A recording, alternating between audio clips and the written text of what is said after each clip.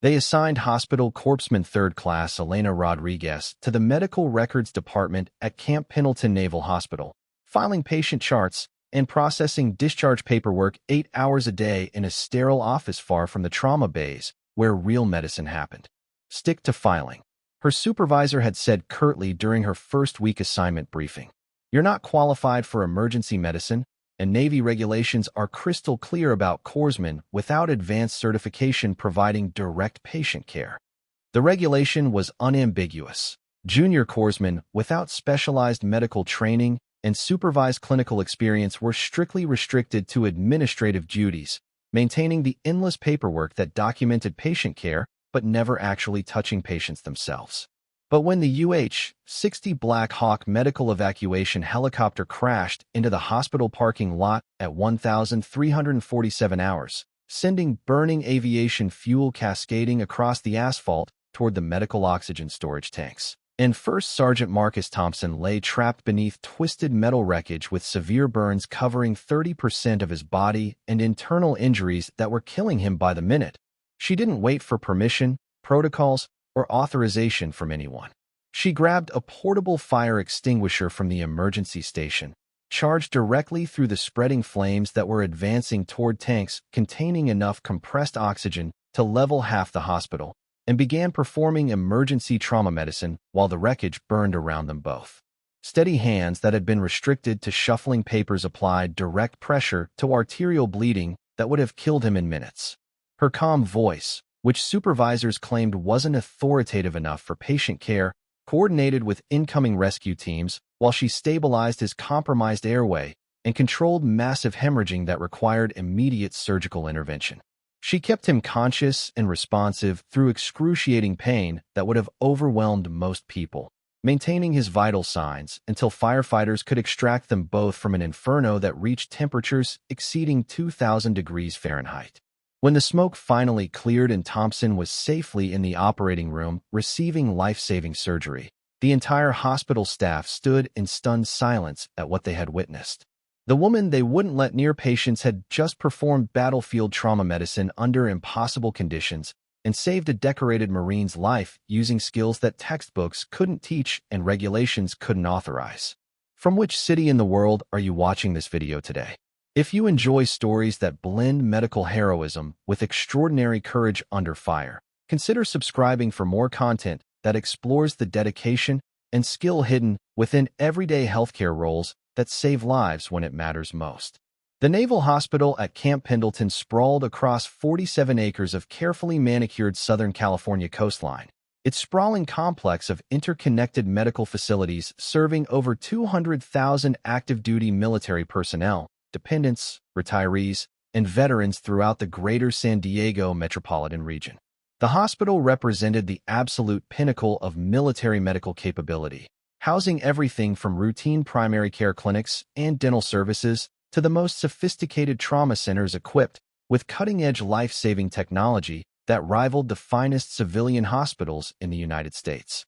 The facility's strategic location adjacent to one of the largest Marine Corps training installations in the world meant that medical staff regularly treated injuries ranging from minor training accidents to complex polytrauma cases that prepared them for the challenges they would face during deployments to active combat zones in Afghanistan, Iraq, and other hostile environments around the globe.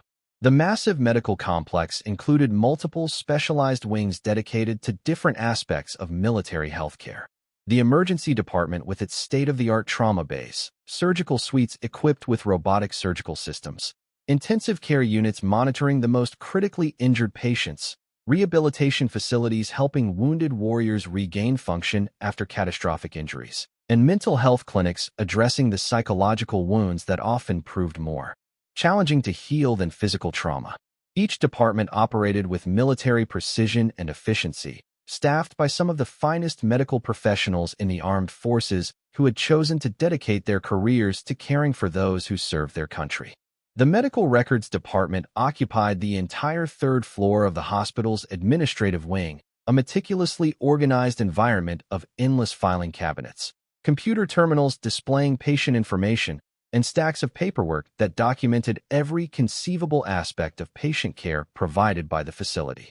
The department processed thousands of medical files daily, each requiring meticulous attention to detail and absolute accuracy in documentation that could affect disability claims, career advancement decisions, medical treatment protocols, and legal proceedings for years or even decades to come. The work was absolutely essential to the hospital's functioning, but remained largely invisible to most personnel, performed by dedicated hospital corpsmen whose contributions to patient care remained unrecognized by the doctors, nurses, and technicians who provided direct medical treatment. Hospital Corpsman Third Class Elena Rodriguez had been assigned to the Medical Records Department for the past 8 months, her daily routine consisting of filing patient charts in precise alphabetical and numerical order, processing complex discharge paperwork that required coordination across multiple departments, updating electronic medical records with test results and treatment notes, and maintaining the labyrinthine documentation systems that supported the hospital's operations according to Navy regulations that governed every aspect of military medical care. At 23 years old, she possessed a bachelor's degree in biology from UC San Diego with a concentration in human physiology and biochemistry, having graduated magna cum laude before enlisting in the Navy to serve her country during a time of war. Her undergraduate academic record had been exceptional, with coursework that included advanced anatomy, physiology, biochemistry, microbiology, pharmacology, and pathology that provided a comprehensive foundation for medical practice. Her professors had consistently recommended her for medical school, recognizing intellectual capabilities and scientific aptitude that would have made her an outstanding physician. Instead, she had chosen military service, driven by a sense of patriotic duty that her academic advisors found incomprehensible, but that reflected family traditions of military service dating back 3 generations. Following her enlistment, Rodriguez had completed the rigorous 14-week hospital corpsman training program at Naval Medical Center San Diego, graduating second in her class of 127 students with specialization in emergency medical procedures, trauma response, and battlefield medicine. Her training had included extensive hands-on experience with advanced medical procedures typically reserved for more senior personnel, earning instructor recognition for her exceptional ability to remain calm under pressure and perform complex medical interventions with precision and confidence that exceeded expectations for entry-level hospital corpsmen. Her clinical performance during training exercises had been remarkable, demonstrating technical skills and medical knowledge that impressed experienced Navy medical personnel who supervised her practical training. She had consistently scored in the top 5% on written examinations and practical evaluations, showing mastery of medical concepts and procedures that typically required years of experience to develop. Her instructors had recommended her for accelerated advancement and assignment to high-level clinical duties, recommendations that had been overlooked by administrative personnel responsible for making assignment decisions. Chief Petty Officer Janet Morrison supervised the Medical Records Department with the systematic efficiency that characterized 22 years of distinguished Navy medical service, her authority extending over 12 hospital corpsmen responsible for maintaining accurate documentation for thousands of patients whose medical records could affect their entire military careers and post-service benefits. Her extensive experience encompassed multiple deployments to field hospitals in Iraq and Afghanistan, where she had witnessed firsthand the critical importance of accurate medical records in ensuring continuity of care for wounded personnel who were evacuated through multiple treatment facilities across different countries and medical systems. Chief Morrison's military career had begun during the Gulf War, where she had served as a hospital corpsman providing emergency medical care in field conditions that demanded improvisation and clinical judgment under extreme pressure. Her experience in combat medical environments had taught her to appreciate the value of thorough documentation and proper procedures, but it had also shown her the importance of recognizing exceptional medical capability regardless of official rank or assignment status. Rodriguez, your assignment remains strictly administrative support. Chief Morrison had reminded her during their weekly supervision meeting just 3 days before the helicopter crash that would change everything. Medical records processing, patient file maintenance, documentation verification, and clerical support for the medical staff. You are specifically not authorized to provide direct patient care without additional advanced certification and extensive supervised clinical experience. Her words reflected Navy regulations that restricted junior corpsmen to administrative duties until they had completed advanced training programs and demonstrated competency under the direct supervision of experienced medical personnel. The restriction reflected comprehensive military medical protocols designed to ensure patient safety by requiring extensive training, certification, and supervised experience before personnel could be authorized to provide direct medical care to military personnel and their families. The complexity of modern military medicine demanded specialized knowledge that typically took years to develop through formal education, clinical training, and practical experience that could not be accelerated without compromising patient safety and treatment outcomes. Rodriguez had repeatedly submitted formal requests for transfer to clinical duties, carefully preparing applications that emphasized her educational background, exceptional training performance, and demonstrated competency in medical procedures. Each application had been meticulously researched and professionally presented, including letters of recommendation from training instructors and academic references that testified to her medical knowledge and clinical potential. Every request had been systematically denied with form letters explaining insufficient experience and the need for additional certification before she could be considered for patient care responsibilities. The bureaucratic process frustrated her intense desire to apply her comprehensive medical knowledge to help patients rather than simply processing their paperwork and maintaining their administrative records. She had not enlisted in the Navy to file documents and update computer databases. She had joined to serve as a medical professional who could make a meaningful difference in the lives of wounded warriors who needed the best possible medical care. Her off-duty quarters contained an extensive medical library including trauma surgery textbooks, emergency medicine manuals, pharmacology references, and clinical procedure guides that she studied religiously during her free time, maintaining and expanding her medical knowledge despite her administrative assignment that provided no opportunities to apply her clinical skills. She regularly reviewed complex case studies and current medical journals to stay current with advances in emergency medicine, trauma surgery, and battlefield medical care, driven by the unwavering hope that she would eventually be assigned to clinical duties where she could apply her training and education to save lives.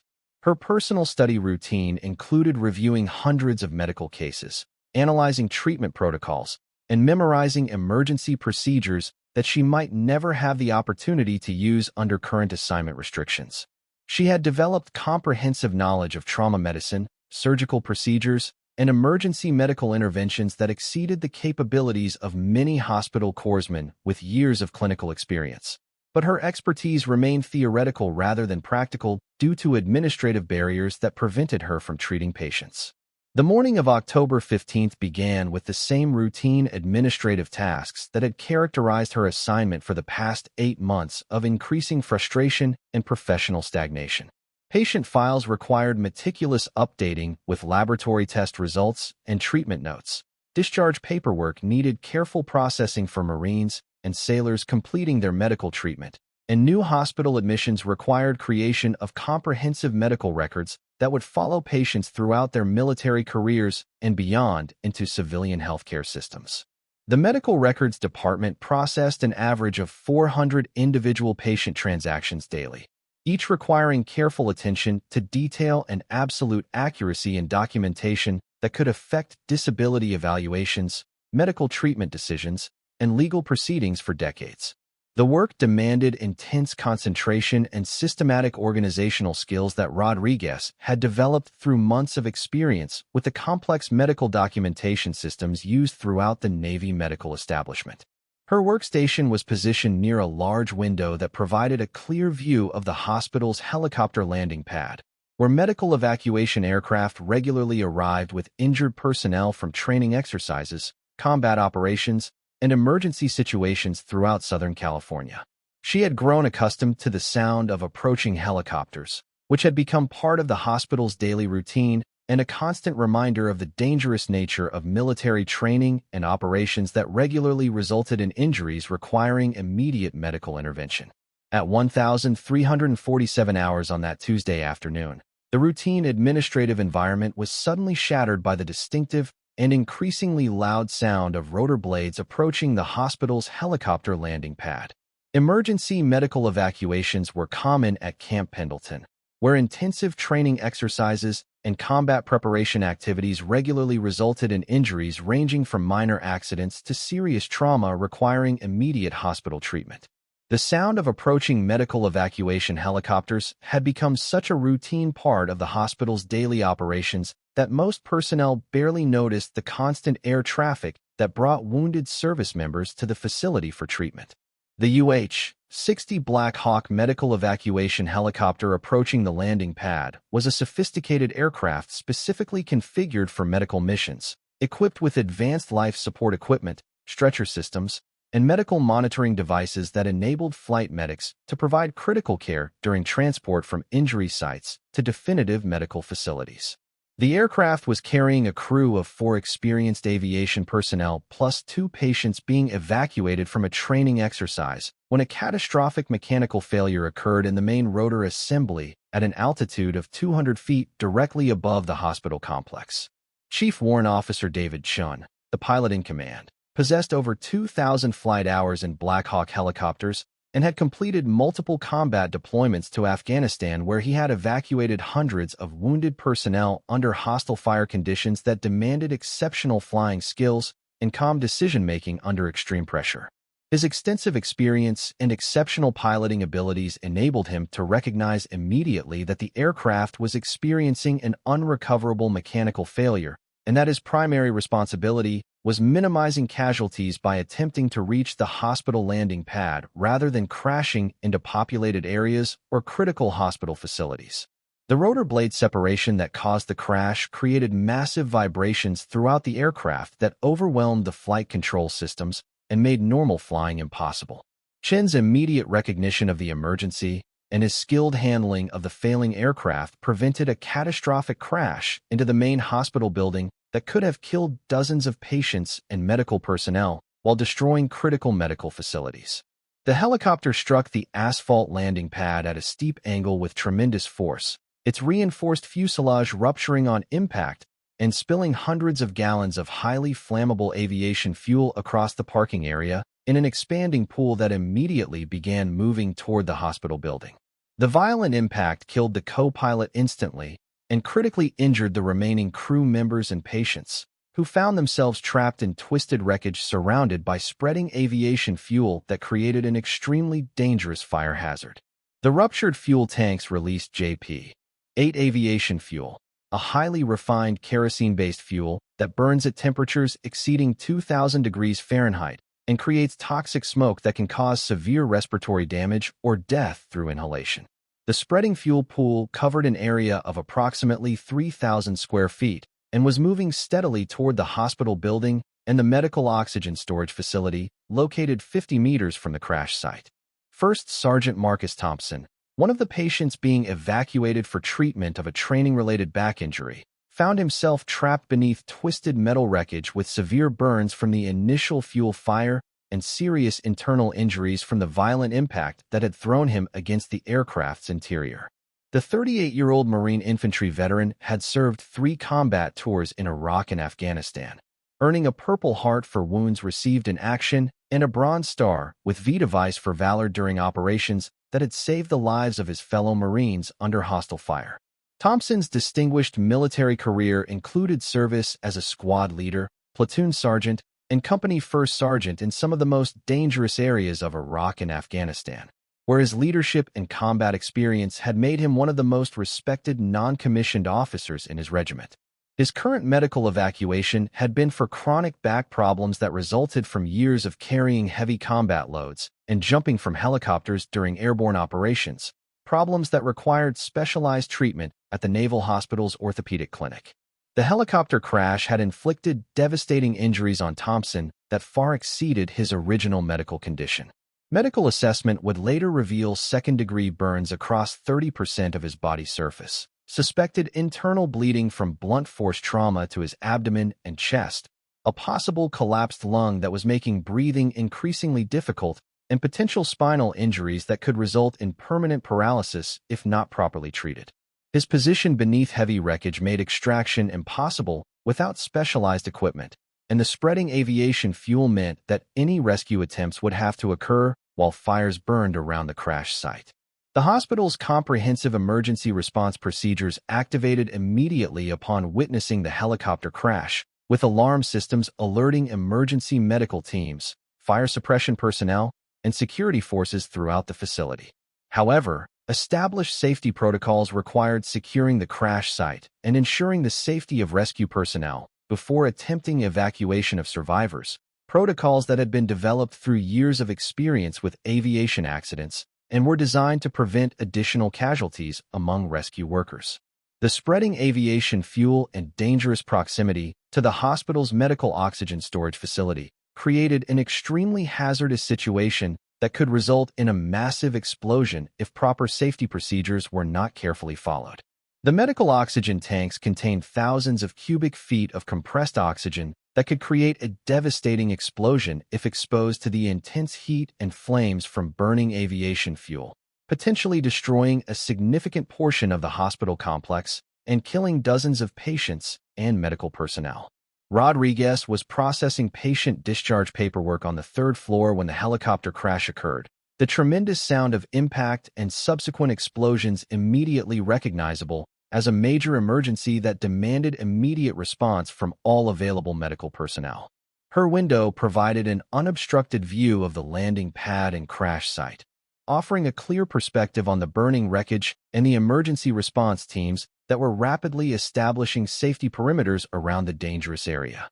From her elevated position, she could clearly see First Sergeant Thompson trapped beneath the twisted wreckage, his Marine dress uniform visible despite the thick black smoke and spreading flames that were consuming the crash site. Emergency responders were quickly setting up specialized equipment and coordinating with the base fire department. But the extremely dangerous nature of the crash site was preventing immediate rescue attempts that could result in additional casualties among rescue personnel. Her comprehensive medical training enabled her to immediately assess the situation from a clinical perspective.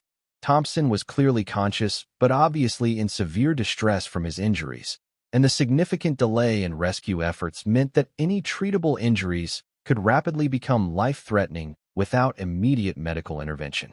The spreading aviation fuel was moving steadily toward the hospital building and medical oxygen storage facility, creating a time-critical situation that demanded immediate action to prevent both loss of life and catastrophic property damage.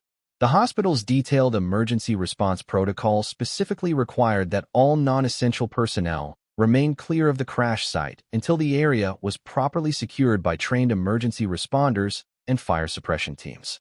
Rodriguez understood completely that leaving the building to approach the crash site would constitute a direct violation of explicit orders and could result in serious disciplinary action, court-martial proceedings, and potential discharge from the Navy under adverse conditions.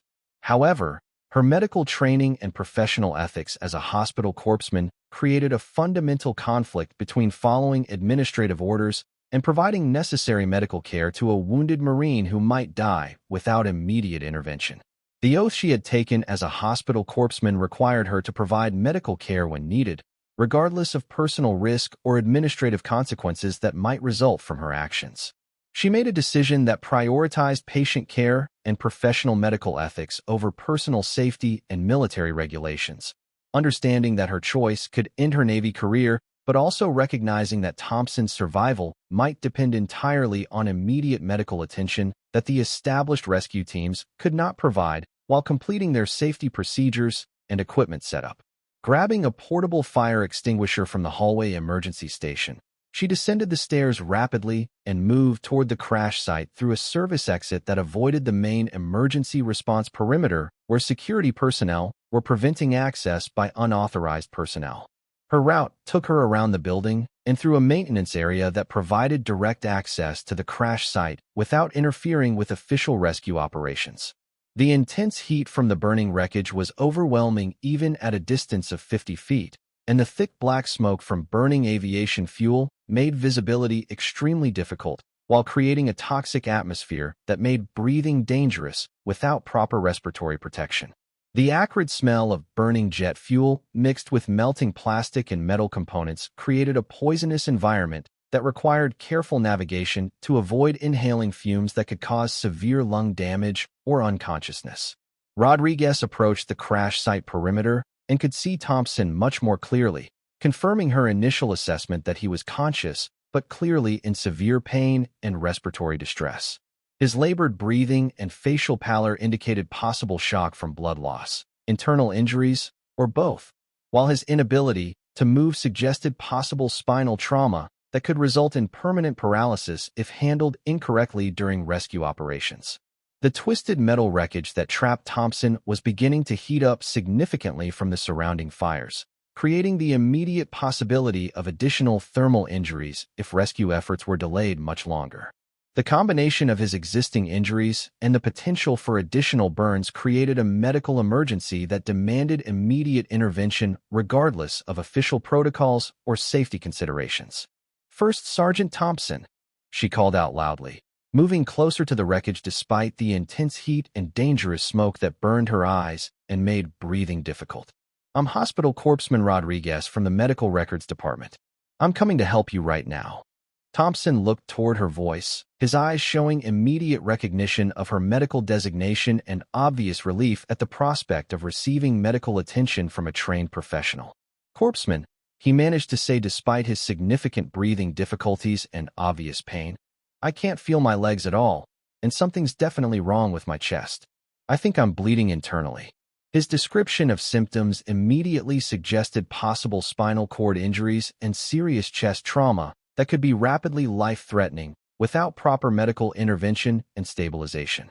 Rodriguez knew from her extensive medical training that moving him incorrectly could cause permanent paralysis or death, but she also understood clearly that the advancing fire and spreading aviation fuel meant that waiting for proper extraction equipment and safety procedures might result in his death from burns, smoke inhalation, or exsanguination from internal bleeding.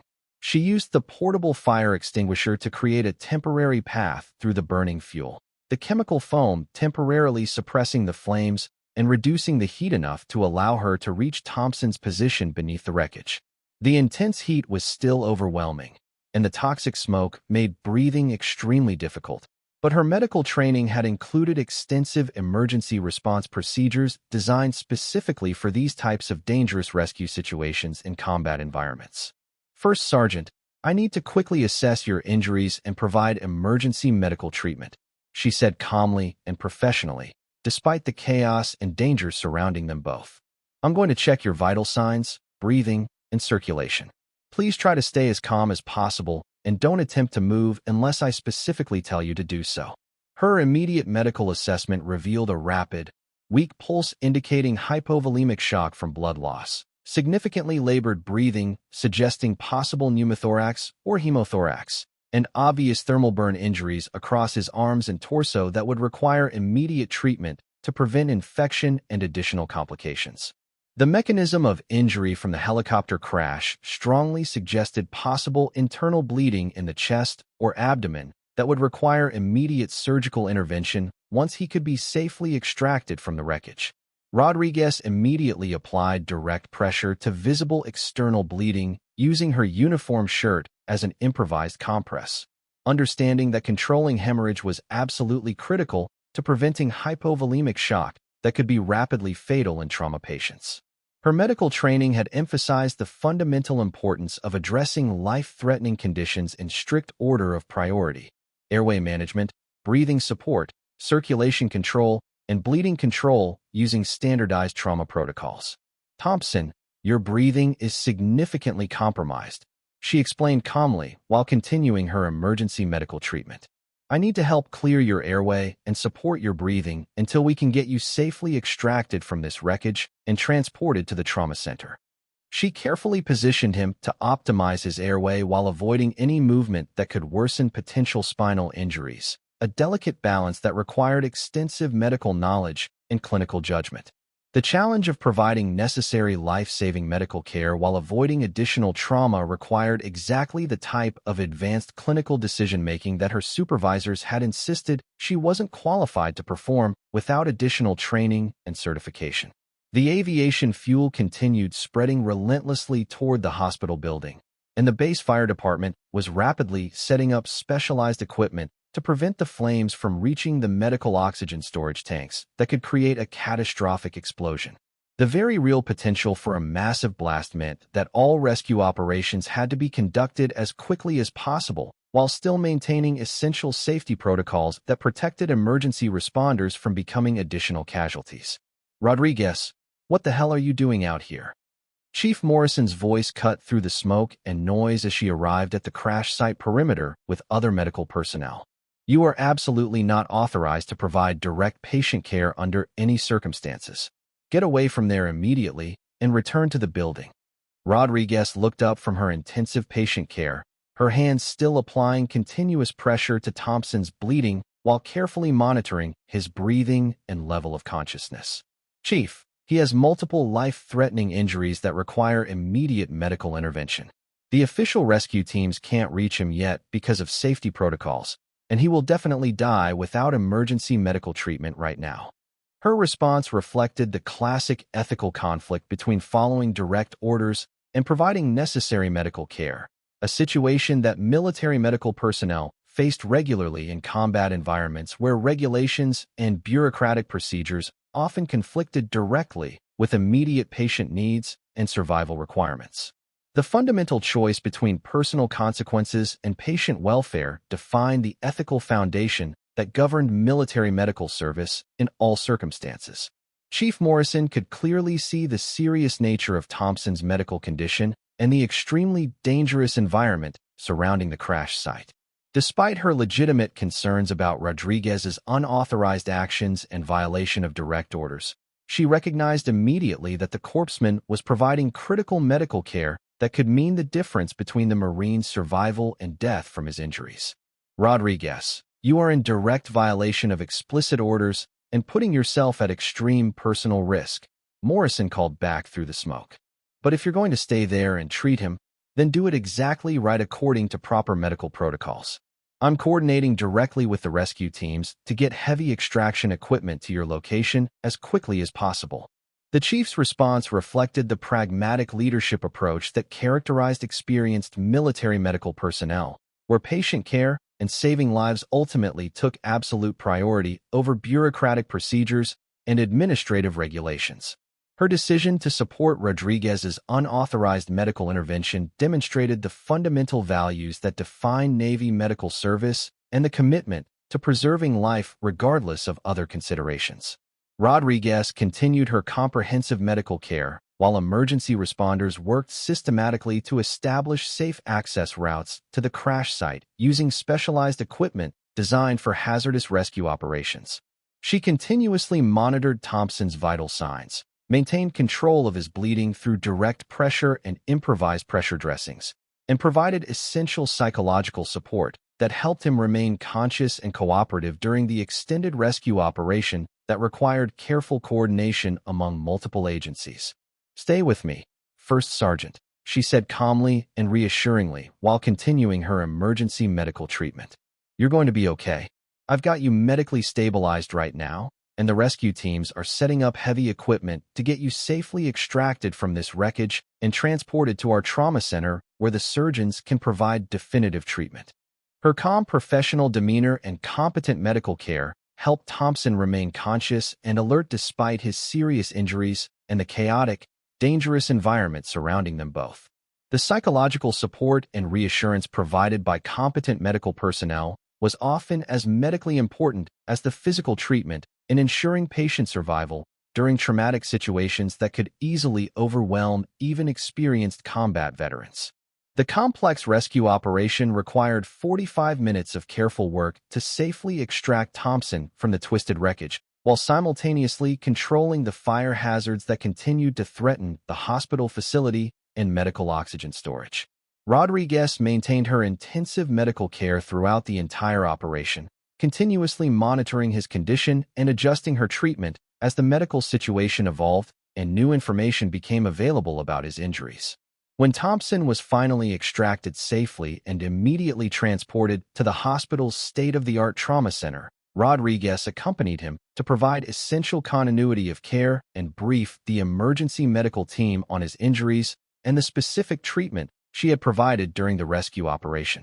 Her detailed medical report demonstrated clinical knowledge and professional competence that deeply impressed the trauma surgeons who assumed responsibility for his definitive care.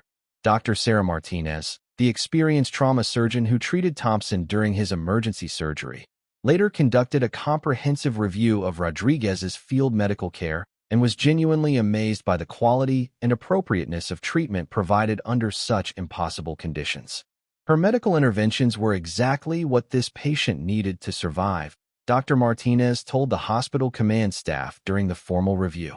She correctly identified and treated life-threatening hemorrhage, maintained his airway and breathing, prevented hypovolemic shock that could have killed him, and provided exactly the right psychological support to keep him conscious and stable.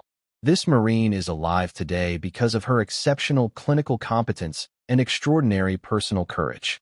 The comprehensive medical review of Rodriguez's actions during the helicopter crash incident revealed that her emergency treatment had been completely appropriate and undoubtedly life-saving, despite being provided by someone not officially authorized for clinical duties according to current Navy regulations. Her medical knowledge, clinical skills, and decision-making abilities clearly exceeded the administrative limitations imposed by her current assignment to the Medical Records Department. Hospital Captain Michael Foster, the commanding officer responsible for all medical operations at the facility, personally reviewed the incident and Rodriguez's medical actions in detail. Hospital Corpsman Rodriguez demonstrated exceptional medical competence and extraordinary personal courage under extremely dangerous conditions, he wrote in his official incident report. Her actions directly saved a Marine's life and reflected the highest traditions and values of Navy medical service. Her clinical performance under pressure exceeded that of many more senior medical personnel. The incident prompted an immediate and comprehensive review of Rodriguez's assignment, qualifications, and career potential, revealing that her educational background, training performance, and demonstrated capabilities clearly warranted immediate reassignment to clinical duties where she could apply her medical knowledge directly to patient care. Within 2 weeks of the helicopter crash incident, she received orders transferring her to the hospital's emergency department where she could finally utilize her medical education and training to help patients. First Sergeant Thompson recovered completely from his injuries after several weeks of intensive treatment and rehabilitation at the Naval Hospital. During his formal discharge ceremony, he personally thanked Rodriguez for saving his life and provided an official recommendation for her recognition through military awards and commendations that acknowledged her heroic actions. Hospital Corpsman Rodriguez risked her life to save mine, Thompson stated during the ceremony. She provided expert medical care that kept me alive under conditions that would have challenged the most experienced combat medics. Her actions represent everything that's best about Navy medical personnel and their dedication to saving lives. Today, Lieutenant Elena Rodriguez serves as the Emergency Department Nurse Manager at Naval Medical Center San Diego, where she oversees critical care operations for thousands of military personnel and their families throughout the region. Her experience during the helicopter crash incident fundamentally influenced her entire medical career, demonstrating that exceptional medical care often requires the courage to act beyond the limitations of official authorization when lives are at stake. Her inspiring story became a detailed case study in Navy medical training programs throughout the fleet, illustrating the critical importance of recognizing medical competence regardless of official assignment and the tremendous value of personnel who are willing to risk personal consequences to provide necessary patient care when it matters most. The incident directly influenced policy changes that ensured qualified medical personnel received appropriate clinical assignments that effectively utilized their capabilities and training. The woman they told to stick to filing had walked through fire to save a Marine's life, proving conclusively that the most important medical skills and courage emerge when crisis demands action regardless of regulations or personal risk. Sometimes the difference between life and death depends not on official authorization or administrative approval, but on someone with the knowledge, skills, and courage to act decisively when action is needed most.